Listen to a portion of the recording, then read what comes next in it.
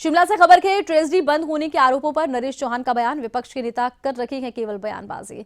अपने समय में खराब किए हालात, सुक्खू सरकार ने लिए बड़े फैसले, अर्थव्यवस्था को पटरी पर ला रही सरकार। तो अर्थव्यवस्था को देखिए सरकार पटरी पर लेकर आ रही है। विपक्ष के नेता केवल बयानबाजी कर रहे हैं और अपने समय में इन्होंने हालात खराब करे हैं। इस वक्त देखिए एक दौर देखने को मिल रहा है जब जमकर वार पलटवार किया जा रहा है। अब आपको बता दें कि ट्रेजरी बंद होने के आरोपों पर नरेश चौहान का बयान है। विपक्ष के नेता केवल बयानबाजी करते हैं। अपने समय में हालात खराब किए थे, सुक्खू सरकार ने बड़े फैसले लिए हैं, अर्थव्यवस्था को पटरी पर लाने का प्रयास जारी है।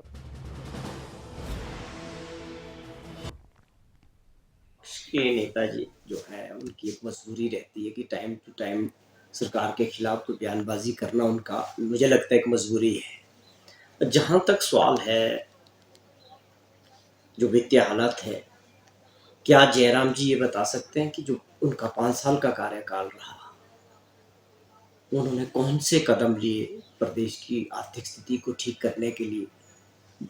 और जब वो गए तो खजाना खाली करके गए और ऐसे हालात बना के गए कि आप समझे कि जयराम जी के टाइम में जो आज ये हालात बने हैं, बैंकों को तक का जो कर्जा है लोगों को किस तरह से बांटा गया, बैंकों की जो हमारे आप समझे स्टेट कोऑपरेटिव बैंक है या कांगड़ा कोऑपरेटिव बैंक है, इनकी जो एनपीए थी कांगड़ा कोऑपरेटिव बैंक की, पिछली सरकार के समय में वो तेजी से बढ़ी और किस तरह से इन्होंने उसके कर्जों को बांटने का जो काम किया और वापसी नहीं हुई। बैंकों के हालात भी जो राज्यों के बैंक हैं कैसे रहे।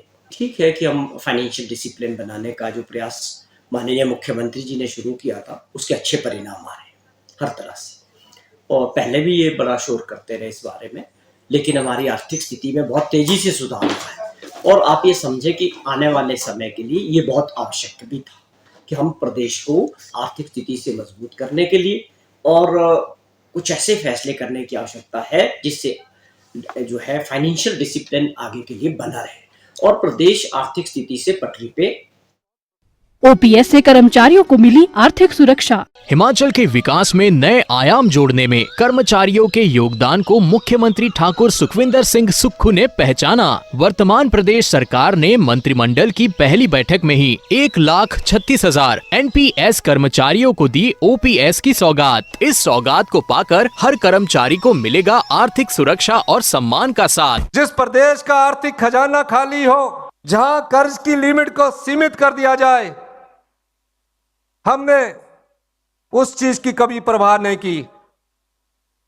कैबिनेट का विस्तार होता है, जो हमने 1,36,000 सरकारी कर्मचारियों को कहा था कि हम आपको ओल्ड पेंशन स्कीम देंगे, हमने किसी प्रभाव को ना करते हुए, केंद्र के दबाव के भी प्रभाव को ना करते हुए, हमने 1,36,000 कर्मचारियों को ओल्ड पेंशन स्कीम दी। कर्मचारियों के कल्याण के लिए पग पग पर साथ है प्रदेश सरकार। सरकार के साथ को पाकर हर कर्मचारी की पूरी हो रही आस। सूचना एवं जनसंपर्क विभाग हिमाचल प्रदेश सरकार द्वारा जनहित में जारी। तो अब देखिए वार पलटवार का एक दौर देखने को मिल रहा है। अब आपको बता दें कि विपक्ष पर निशाना साधते नजर आए हैं नरेश चौहान। उन्होंने कहा है कि विपक्ष केवल बयानबाजी कर रहा है और सुक्खू सरकार ने बड़े फैसले लिए हैं। ट्रेजरी बंद होने के आरोपों पर नरेश चौहान का बयान। विपक्ष के नेता कर रहे हैं केवल बयानबाजी। उन्होंने विपक्ष पर निशाना साधा है।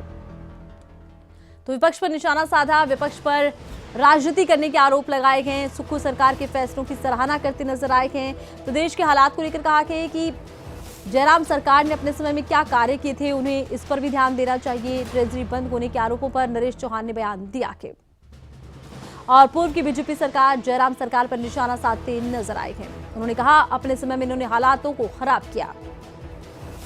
सुक्खू सरकार ने आज बड़े फैसले लिए हैं। प्रदेश की आर्थिकी को बेहतर करने का प्रयास सुक्खू सरकार कर रही है। ट्रेजरी बंद होने के आरोपों पर नरेश चौहान का बयान। कहा सुक्खू सरकार ने बड़े फैसले लिए, विपक्ष के नेता केवल बयानबाजी का काम कर रहे हैं। अपने समय में खराब किए इन्होंने हालात। सुक्खू सरकार ने बड़े फैसले लिए हैं। प्रदेश की अर्थव्यवस्था को पटरी पर लाने का प्रयास सुक्खू सरकार कर रही है। तो नरेश चौहान ने देखिए विपक्ष पर निशाना साधा है, साथ ही साथ सुक्खू सरकार के कार्यों की सराहना करते नजर आए हैं। उन्होंने कहा कि सरकार ने बड़े फैसले लिए हैं। प्रदेश की आर्थिकी को बेहतर करने का प्रयास लगातार किया जा रहा है। हालांकि उन्होंने जयराम सरकार पर निशाना साधा, कहा कि पूर्व की जयराम सरकार ने, बीजेपी सरकार ने जो हालात खड़े कर दिए, आज हम उन्हें देख रहे हैं। बीजेपी प्रभारी करण नंदा इस वक्त हमारे साथ फोन लाइन पर जुड़े हैं।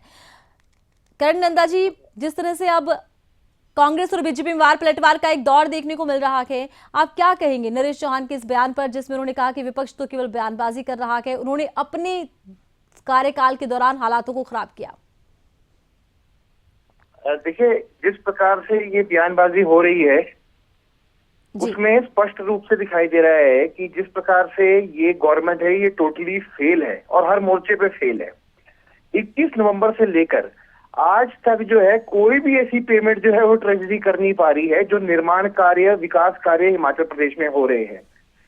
पीडब्ल्यूडी ठेकेदार ले लो, चाहे आईपीएच के ठेकेदार ले लो, चाहे कोई भी विकासात्मक कार्य करने वाले जो लोग हैं उनकी पेमेंट नहीं हो रही है। और ये आंकड़ा जो है ये 1000 करोड़ से ऊपर बढ़ चुका है। और अब तो जो है छोटे छोटे ग्रामीण क्षेत्रों से भी लोगों की पुकार जो है वो मीडिया के माध्यम से जो है सरकार तक पहुंच रही है, पर सरकार कुंभकर्ण की नींद सो रही है। ये सरकार केवल मात्र अपना स्वार्थ देख रही है, केवल मात्र अपनी सैलरी, पेंशन, भत्ते, सिर्फ इसी में मस्त है। और बाकी आप देखिए प्रदेश के जितने भी एम्प्लॉइज है आज वो भी अपने जो है हकों का इंतजार कर रहे हैं, क्योंकि ट्रेजरी में ये लेटर ऑफ कंसेंट भेज रहे हैं और वो लेटर ऑफ कंसेंट जो है वापस सरकार को आती है और सरकार के आने के बाद वो फिर जाती है और वो कागज गोल गोल घूम के वहीं स्थगित हो जाता है। तो कुल मिला के जो है ये सरकार ठीक नहीं है और ये प्रदेश हित में नहीं है। चलिए, बहुत शुक्रिया, आप जुड़े, आपने अपने पक्ष की बात रखी है, बीजेपी की बात रखी है। तो बीजेपी का आरोप ये है कि सरकार सही से कार्य नहीं कर रही है और आर्थिक संकट देखने को मिल रहा है। हालांकि कांग्रेस का किसी भी आर्थिक संकट से साफ इनकार।